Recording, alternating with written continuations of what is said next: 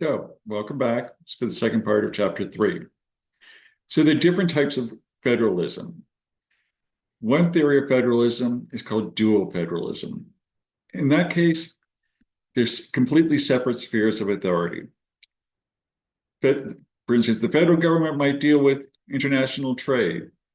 State governments might deal with education and property laws. Um, and they say, sort of like a layered cake. One set of duties and obligations of government are handled by the state, another layer by the federal government. These people tend to view federal power narrowly. Then there's more of a cooperative federalism, where there shared spheres of interest and so shared costs. Education. Louisiana gets some money from the federal government for education, others come from state taxes. When there are shared interests and shared costs, they're usually federal guidelines. There's strings attached to the money, basically. And how that might, the people in charge of the money is shared, somewhere at the state level, somewhere at the federal level.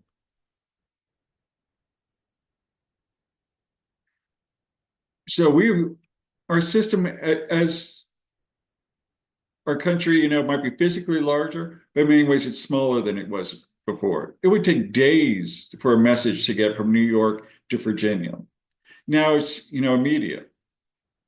So as the country has become smaller in that way, and there's more things that we share in common, there have been more cooperative federalism in action. As I said, like schools, highways. Highways are, especially the interstates, they're a big issue, big money ticket item. And they cost a lot of money, and a lot of money goes to local contractors to work on those interstates. Well, I guess it was back in the 80s. The federal government started putting more strings on that money. One of them was, at that time, the legal age for drinking was 18 in some states, 19 in some states 21. Some states you could drink beer at 18 or 19, but hard alcohol waited until you were 21. So the people in the federal level said, hey, you want money for your highways? Raise your drinking age to 21. So that's what means by strings attached. It's like, hey, they're telling the states, you control the drinking age. We're not going to interfere with that. We're not going to pass a national law. But if you want the money, this is what you're going to do.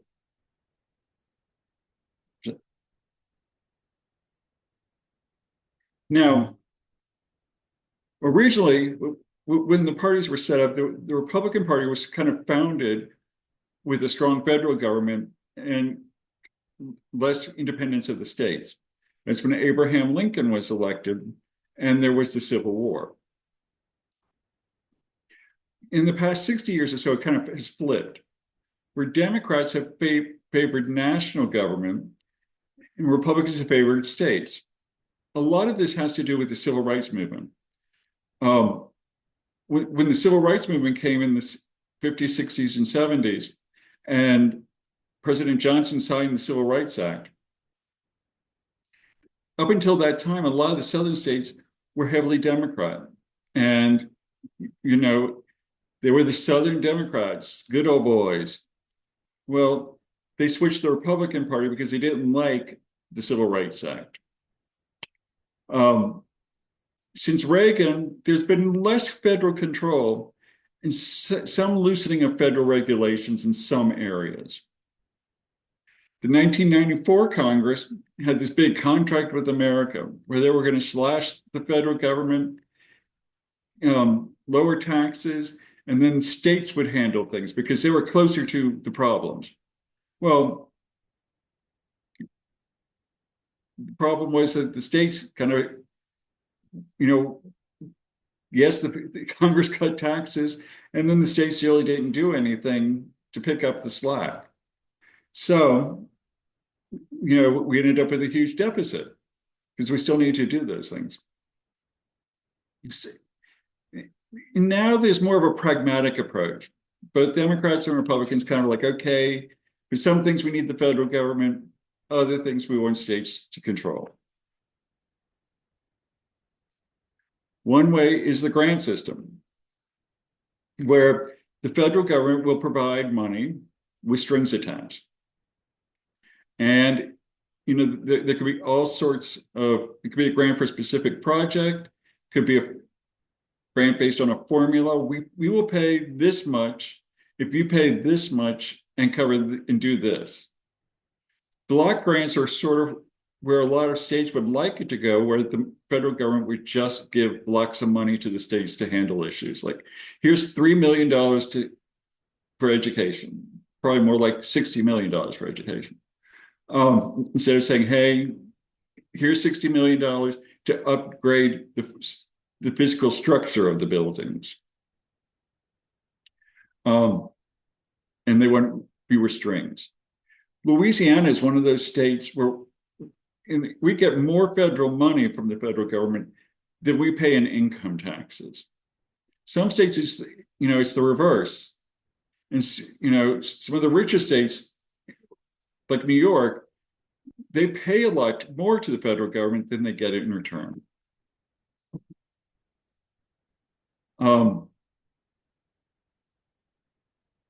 This is fiscal federalism, kind of a graph to how it's changed, where the federal government is more giving grants to state and local government rather than going in and doing the stuff themselves. Another thing with fiscal federalism is there's the scramble for federal dollars. That's why the budget is such a big issue and so hotly contested, because no matter how much they believe in a small government on the federal level, they want that money. And I'm talking about the congressman. They want to bring money back to their district or their state. And so they're going to put things in the budget where money is spent in their districts. So how does this affect policy?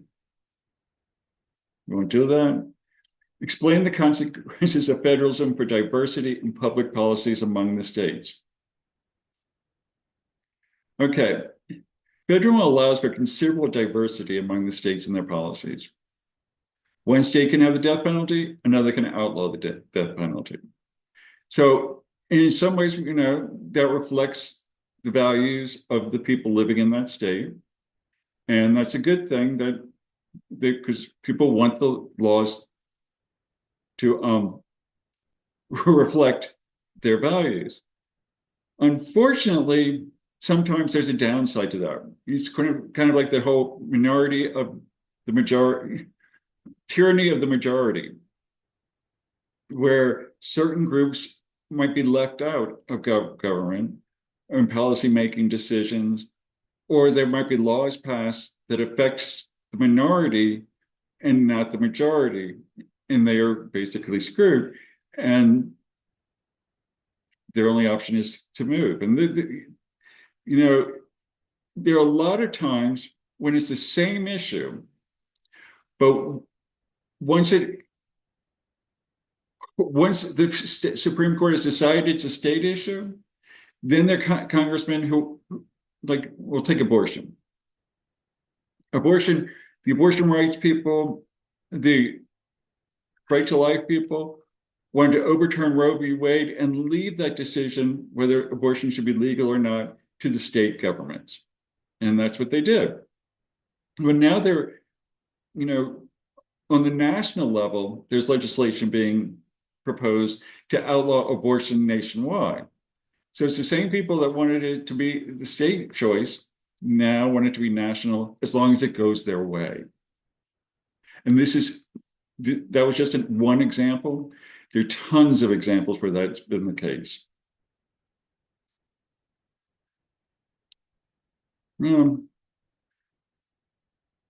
Federalism and democracy. It works. In some ways, it makes things better. In some things, it makes things worse. These are the ways it makes it better. It decentralizes politics. That way, your people don't win the national election, maybe they win the state election, and so you're okay. Ensures that most disputes are resolved at lower levels of government. It allows the states to better reflect the preferences of their own citizen majorities, increases opportunities for participation, and increases access to government. And as I said before, it makes losing elections less painful. So sometimes, one party controls the national government, another might take control of your state. And so you sort of like even things out. Now, I should emphasize here, because we don't cover it until later, certain rights are protected by the Constitution, and those can't be up for a majority vote. They are in the Constitution. So even if the majority in a state, want to do things differently, those rights are protected by the Constitution. One you're probably aware of is gun laws. There's some detriments to democracy. The Electoral College, it really is an outdated system. It's undemocratic. And the whole thing, the people who justify the Electoral College, they try to say that it makes sure that candidates and political parties address every state. Because, it's a win-or-lose situation. And so even the politicians will go to the smaller states instead of spending all of the times with the states with the big populations. The truth is, they spend all their time in swing states, and all of their energy and many of their policies are geared towards those swing states because those are the ones they want for the presidency. Like Louisiana, we know it's going to go Republican. So they sort of ignore Louisiana during the elections. Did you see, anybody making big speeches? They just come down here for money. So, and, we've had several cases where one candidate won the majority of the votes, a different candidate won the Electoral College, and they became president. This is a nice table. It's in your book, and you can see all the levels of government that we have, totaling 90,000. Why the National Government Group? One was, especially right after the Depression, people wanted the national government to be involved and get economic intervention to help U.S. economy. And also to meet industrialization needs and demands and urbanization issues. As more people were moving to the cities, their needs became different. Transportation issues became different. Public transportation issues became different. The goods that you were buying weren't necessarily made in the farm down the road where you could check to make sure that the chickens and cows were healthy. This gives you an idea of the size of the federal government. Right here, when you see this peak, that's World War II.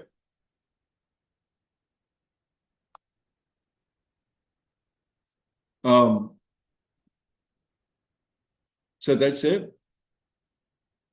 Enjoy the professional videos I put in. They're really good for this chapter.